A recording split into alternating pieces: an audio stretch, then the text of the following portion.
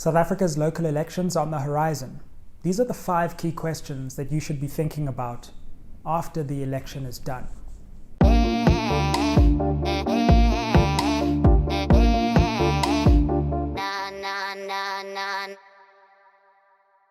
Spread the fire, fam. Welcome back to SMWX. If you're new around here, my name's Dr. Sizwe Mpofu-Walsh, and on this here channel, we explore South African politics through interviews and analysis. And in today's video, I want to take a look at 5 key questions that we need to be asking after this election. Now, before we get into that, I just want to say, like, share, subscribe. You know how it is, you know what to do. And also, if you want to become a member of this channel, get membership benefits, extra content, please do become a member. Help us on the road to 100 members. Also, help us on the road to 30,000 subscribers. Thank you for helping this channel to grow. Right, let's get into today's video. And what I want to do is look at 5 key questions confronting this election, not just in the build-up, but especially after the election. So let's get into those 5 key questions, starting with number 1, which is, will the ANC drop below 50%?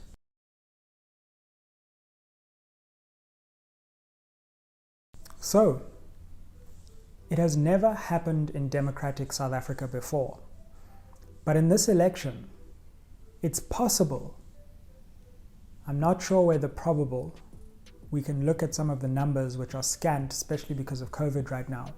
But it's possible that the African National Congress, South Africa's governing party since 1994, could for the first time drop below 50% of the vote nationally. Now, I know this is a local election, so the national vote is really just symbolic, but still, for the ANC not to get over 50% of the total votes cast in an election would be a dramatic turning point, I would argue, in South African politics. It would be the first time when a South African electorate said, we do not have full confidence in this party, and we are not going to give it a majority, an overall majority of the vote. Now, this could happen in a number of ways.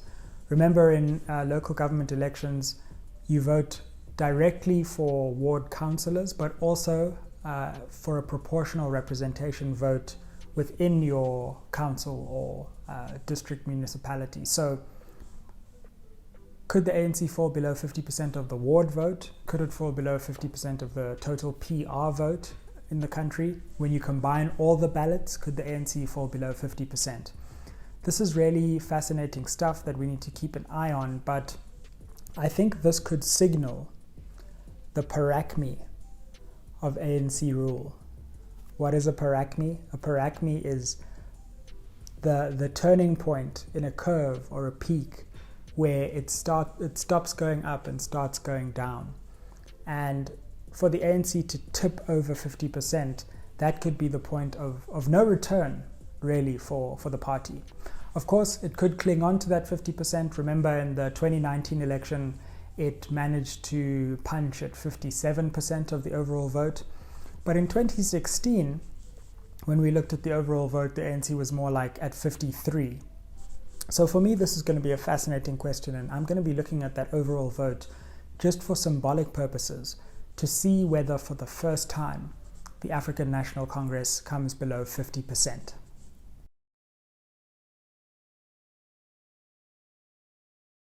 So question 2 is, will this election be declared free and fair, and what litigation might flow after the election?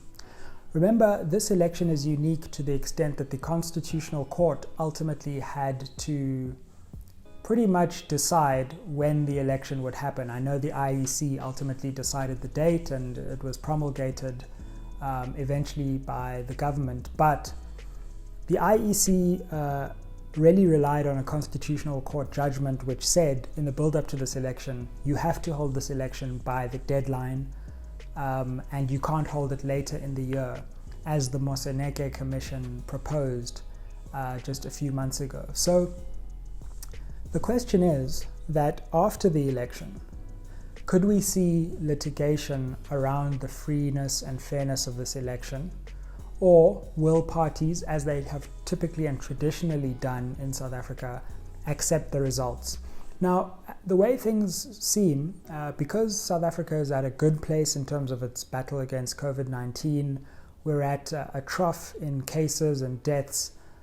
Right now, there isn't a lot of talk from political parties that they don't believe that this election is being held freely and fairly. However, always bear in mind that an election necessarily means that there will be losers, and that losers often act in very strange ways. And so, could there be any kind of challenge to the electoral outcome? We know that although the IEC has retained a fair degree of legitimacy by global standards, that it has come under increasing attack during this election. And so another question is, to what extent will the results of this election provoke further questions of the IEC's credibility, and how will the IEC answer those? I remember being at the results center in the 2019 election, and a whole bunch of small parties clubbed together to try and kind of take over the IEC results center. But ultimately people realized that it just was an unnecessary flight of fancy. However, if more parties start to get agitated by irregularities, then the IEC is probably at its most vulnerable position that it's ever been. So what will the challenges look like after this election? I think that's something that we need to keep a firm eye on.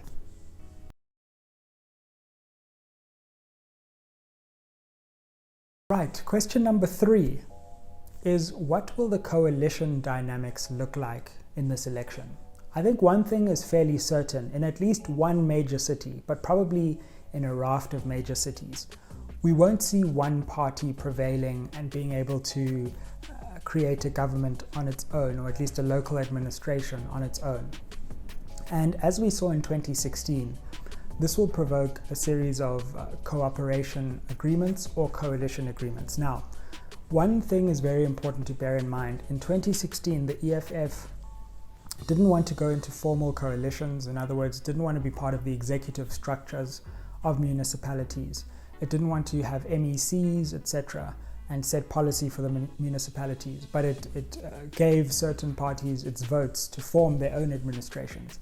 However, EFF President Julius Malema has stated categorically that the EFF's aim now, if they are in a position where they can decide which way a municipality can go, as they were, for example, in places like Joburg and Tshwane in the previous election, then they want to govern a municipality this time around. So they will say, okay, ANC or DA or whoever, if you want to govern Joburg, then give us eThekwini, or vice versa, or Tshwane, or something like that. So could we see the first EFF-led municipality in this election? That would be very interesting. Or an EFF coalition of sorts, an EFF-led coalition in exchange for another municipality. Well, depending on the outcome, I think that's something that we may just see. Of course, uncertainties always surround politics, but what's different about this time around is that the EFF has set that intention. I think it's also going to be interesting to see what kinds of coalitions are built around either the ANC or the DA.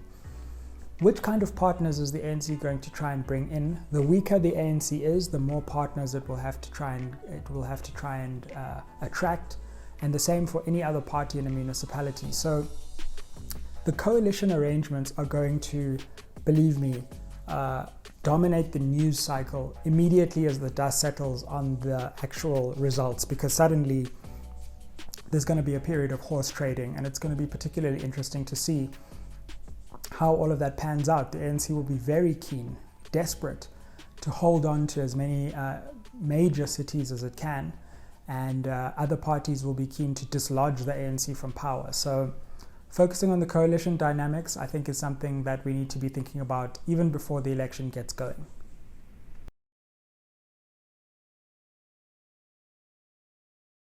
Okay, number 4 is the rise of new parties and independent candidates and what this will mean for the 2021 election and elections going forward. It seems to me that South Africa is in a bit of a strange place, to the extent that every election there are more and more parties, but sometimes it feels like fewer and fewer options. And so we're seeing an increasing fragmentation of the political space and the political spectrum, breaking up into smaller and smaller pieces. Now, this means that even smaller and smaller players, when they club together, or even sometimes in and of themselves because of the nature of municipal power, may be in a position to wield great power. In addition, independent candidates will also probably be more now than in any election before. We've got interesting experiments like Mmusi Maimane, the former leader of the DA's One South Africa movement, contesting various swing wards and districts and places in South Africa. I think they're identifying 10. We've always got breakaway independent candidates from the ANC, DA, and EFF who, break away from the party and try to do their own thing.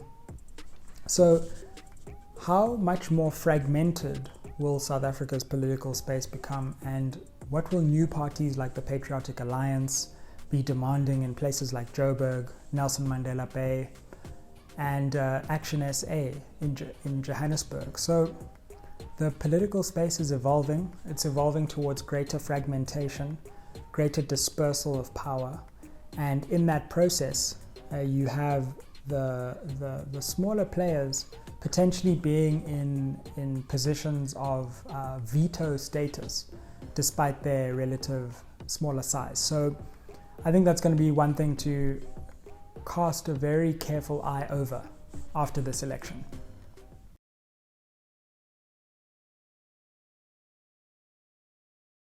Finally, number 5 is COVID. What is going to be happening with COVID in this election? This is still a very important public health question.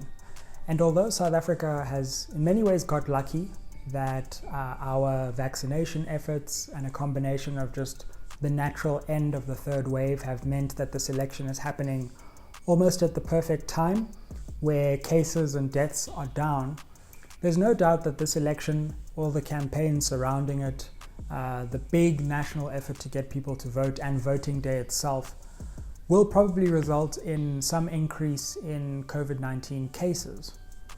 And it will be interesting to see the double effect of COVID, what this election will do to cases, and the coalition politics going on at the same time, and potential challenges to this election as well. But I don't think we can take our eye off the COVID-19 ball. It always feels as if, COVID will never come back when you're at the trough of a wave. But epidemiologists seem united that South Africa will have a fourth wave.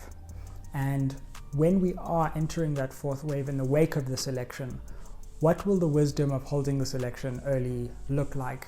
How will COVID-19 affect not only municipal governance, but even the politics surrounding municipal governance? Because in the early life of these newly created municipalities, they will probably have as their first order of business another wave of COVID-19 to deal with, questions of how they get the vaccination rollout in South Africa right. And so the COVID public health question will always collide with the local government question. And so that's another thing. And the final thing in this video to keep an eye on ahead of and after the 2021 local government elections. Like, share, and subscribe. Look forward to you becoming a member of this channel down below. And I hope you join further videos as we explore and dissect and analyze the 2021 local government elections. Spread the fire. Aye.